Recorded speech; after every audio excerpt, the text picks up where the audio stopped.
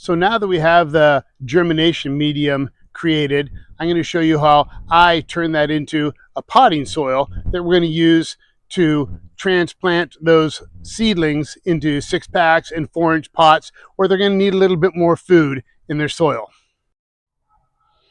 All right, so once we have our germinating medium made up and it's time to start transplanting, I use a different type of soil for that. So basically, in addition to the peat moss, the coco coir, and the liquid seaweed that I use to hydrate all of those, I also add some vermiculite to the mix this time and help break up the soil a little bit, add some moisture retention. Same with the perlite, helps kind of lighten the soil, make it a little bit fluffier, helps with some moisture retention. So then the germinating medium doesn't have any food other than the liquid seaweed in it, which is a 0017, which is great for some initial root growth and helps seedlings really come along great. Gives them a little bit of food for that first week or two of germination, but then once it's time to up pot, we need a little bit of food in there. So in addition to the liquid seaweed that goes into this new mix, I've got some nice mushroom compost here. This has been sifted through a 1/2-inch classifier and a 1/4-inch classifier, so it's real fine. No clumps, no wood, no sticks in there, so it makes it nice to go into a potting soil. So then the additional food that we're going to start putting in there this year is the Espoma Biotone Starter Plus. So what's nice about this is different than the plant tone or the tomato tone that they make. In addition to the 433 food in this, this has a bunch of mycorrhiza and beneficial bacteria added to them. So those, and humic acids, so those beneficial fungi and bacteria, they're going to help the root systems uptake the additional foods that we've added to this, which will give those transplants a big jump start and just be able to feed them throughout their time of being transplanted and starting to grow in those little 6-packs and in those little 4-packs that I transplant them into. And throughout the entire process, again, I will be always watering with the liquid seaweed once they get up potted, and I'll do a whole video on this of germinating and of transplanting and what I do to them, but I will continuously feed them the liquid seaweed throughout. In all my other videos, that's what I've always done. It's just a great addition to just your water that you're putting in there, your rainwater or your filtered water that you're using. It takes just like a teaspoon of it for a whole gallon. That bag will last a long years. I mean, it lasts a long time. It's such a small amount, such a diluted solution that you put in there, but it works great. So I'll be using that through the entire process. But so those are the things that I add to my germinating medium to create my potting soil. So I'll do some more videos on that, and hope to see you on those. All right, so let's make up some potting soil. So this is my germination medium with the addition of the vermiculite, perlite, mushroom compost, and some of the Espoma food. So let's get that pre-moistened coco coir in there first. This has got a lot of moisture to it, so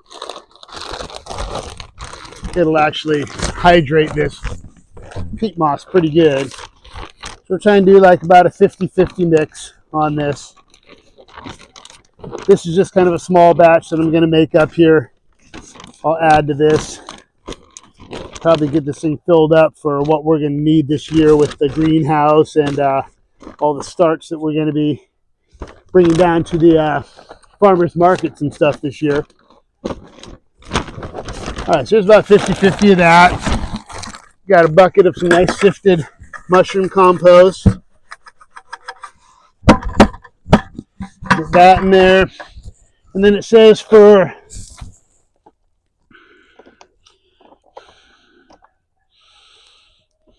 1 cup up to 2 gallons. Organic fertilizer is a lot less strong than the chemical fertilizer, so you can use more of it, but it says a cup per gallon. I probably have at least 5 gallons of stuff in here. So, but I'm not going to make this too strong because these are going to be small plants that I'm putting in here.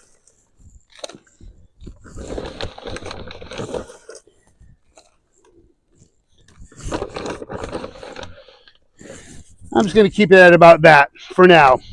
So this mixed up with a shovel.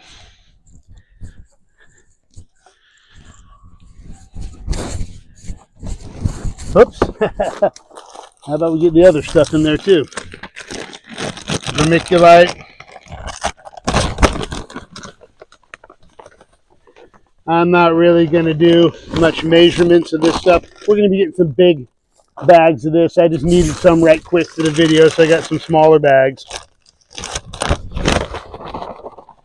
I don't do a ton of the perlite either.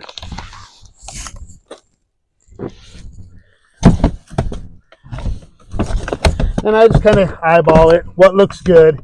I don't want too much of that perlite, just a little bit of that vermiculite.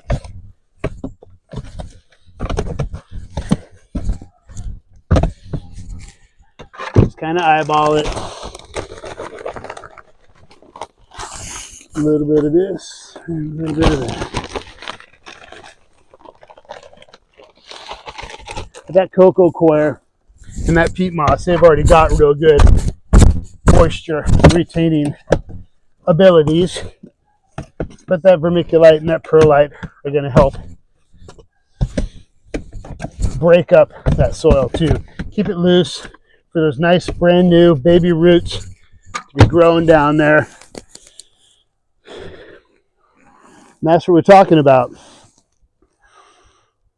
Some nice, hopefully that focused, some nice potting soil. So that's the germination medium, the coco coir, the peat moss, plus the perlite, plus the vermiculite, plus the organic mushroom compost, and then some of the organic espoma. So we'll see how that does for us this year. It's a little bit different than what we've been doing. Mostly it's just been germinating the coco coir with the liquid seaweed, and then my potting mix was usually just the coco coir, some regular potting soil, and some of my homemade compost. So we'll see what the addition of the espoma does. Sorry, that video got cut a little short due to storage capacity on the camera. But basically, that's how I put together my potting soil mix. We'll see how it does this year with the additional food that I'm using this time with that espoma. I've always had the liquid seaweed in there and the compost in there, but just a little extra organic food in there. We'll see how that does this year. And stick around for a minute if you guys want to see good old Bo the garden dog. Okay, so for all of you that remember Bo the garden dog from the old school videos that we have on this channel, here he is. He's a little bit older, a little bit slower, but he's still my little garden dog. Hey, Bo. Hey, that's right. So he used to get into a lot of mischief in the old garden back out on the West Coast, but he's about 12 years old now, so he's slowed down a little bit, but he's just our great companion and a big lover, huh? Say hi, Bobo. Good boy. Oh. So he'll be out there helping us in the garden this year too. So keep your eye out for him. All right, there we go. A little blast from the past. I appreciate you all sticking around. Give us any likes, suggestions, comments, subscriptions, anything you want, and we'll try and keep the videos coming. Thanks. Have a blessed day.